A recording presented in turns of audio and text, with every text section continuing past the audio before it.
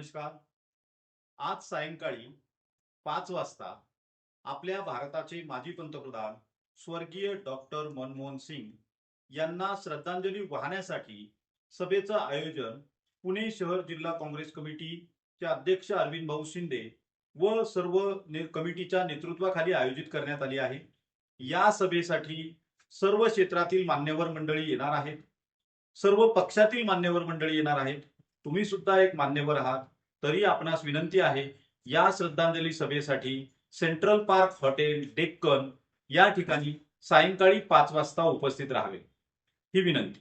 आपला प्रोफेसर यशराज पारखी, महाराष्ट्र प्रदेश काँग्रेस कमिटी सदस्य. धन्यवाद.